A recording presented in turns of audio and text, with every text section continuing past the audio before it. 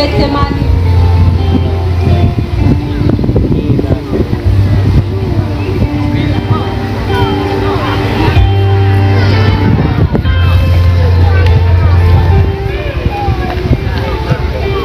Lalu sampailah mereka ke taman Getsemani.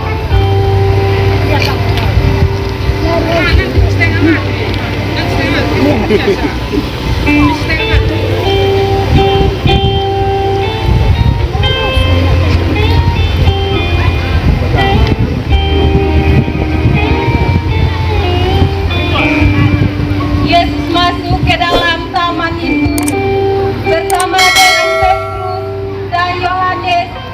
Murid-murid yang lain menjadi kebingungan dengan sikap Yesus yang sedih.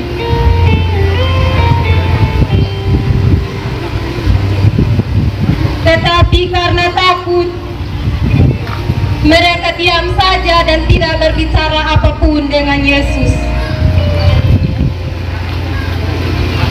Yesus nampak sangat sedih.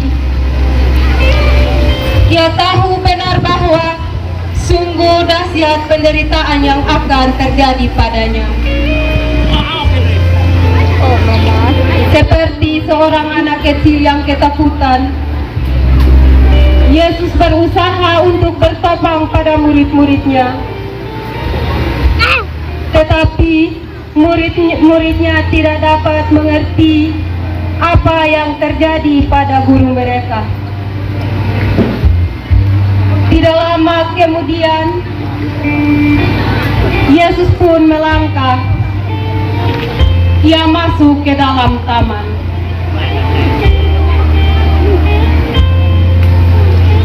Sesampainya di taman, ia berlutut di dekat sebuah batu besar dan mulai berdoa.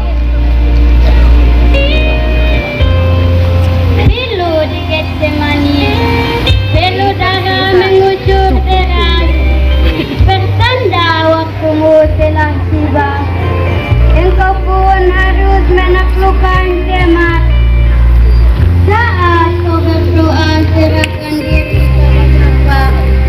Bapa, sekiranya engkau mau, ambillah cawan ini dariku. Namun bukanlah kehendakku, melainkan kehendakmu. Ya Aba, ya Bapa, tidak ada yang mustahil bagimu. Jikalau mungkin, ambillah cawan ini daripadaku. Tetapi janganlah kehendakku, melainkan kehendakmu yang jadi. Peluhnya berubah menjadi darah, merupakan gambaran betapa beratnya penderitaan yang harus dia pikul. Sedangkan murid-murid Yesus tertidur, merupakan gambaran bahwa mereka tidak dapat diandalkan di saat itu. Dalam keheningan itu, tampaklah malaikat yang memberi kekuatan kepadanya. Walaupun murid-muridnya tidak dapat membantunya, tetapi ia telah akan bersedia menghibur. Sekarang ia dapat menyerah sepenuhnya. Ya Bapa, jadilah kehendakmu. Yesus kembali bergumul dalam doanya. Setelah selesai berdoa, Yesus melangkah keluar dari taman.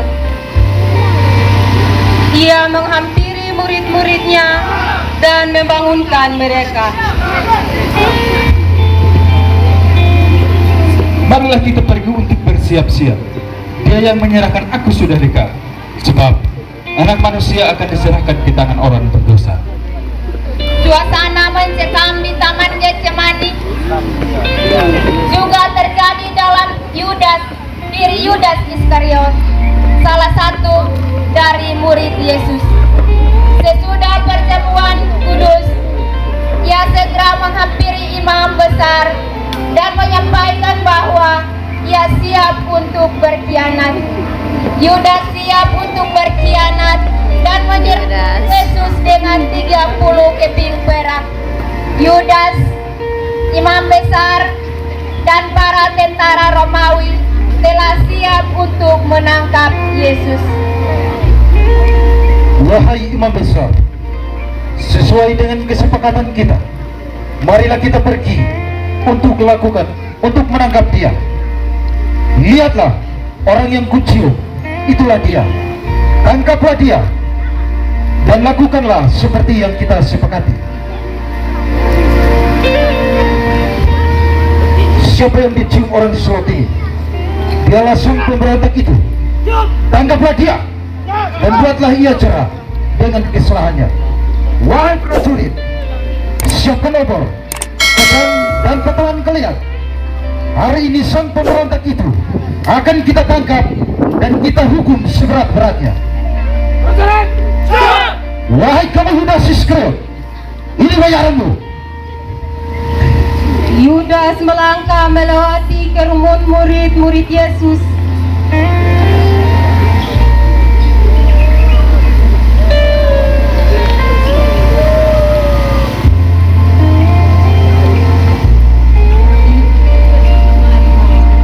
Kemudian ia meraih Yesus, memeluknya dan menciumnya. Wahai temanku, engkau menyerahkan manusia dengan sebuah ciuman?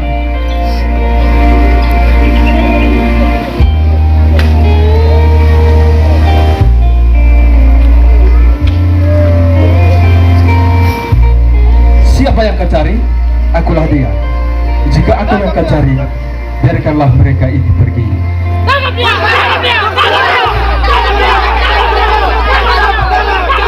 Yesus tetap menunjukkan kasih terhadap murid-muridnya. Murid-murid kebingungan dengan apa yang terjadi. Sedangkan Yudas merasa malu dan berlari meninggalkan kerumunan itu. Suasana menjadi semakin genting ketika para prajurit maju untuk menangkap Yesus. Muncullah keberanian dalam murid Petrus orang Galilea dengan pedangnya yang pendek. Ia maju dan memotong telinga Malkus, seorang imam besar. Prajurit mulai marah dan mulai menunjukkan kekuatannya. Di tengah suasana kacau itu, Yesus kembali bertita. Ia berdiri di tengah-tengah mereka. Dipungutnya telinga Malkus itu dan dipulihkannya. Semua orang tercengang melihatnya.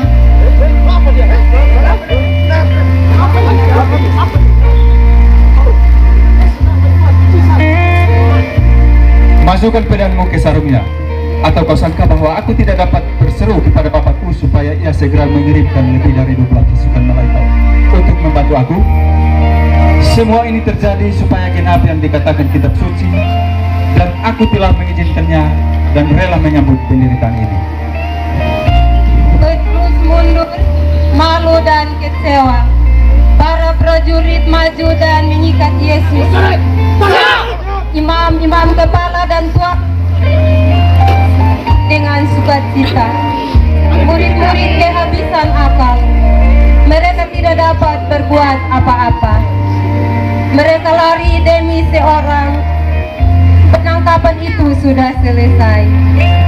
Yesus sudah diikat seperti pengamun. Rombongan itu pelan-pelan maju kembali melalui jalan gelap. Dalam suasana yang amat nyeri ini, Yesus tinggal seorang diri, sebab sahabat dan kenalannya melarikan diri. Dan orang-orang berdosa datang, lalu mengikat serta mempersembahkannya.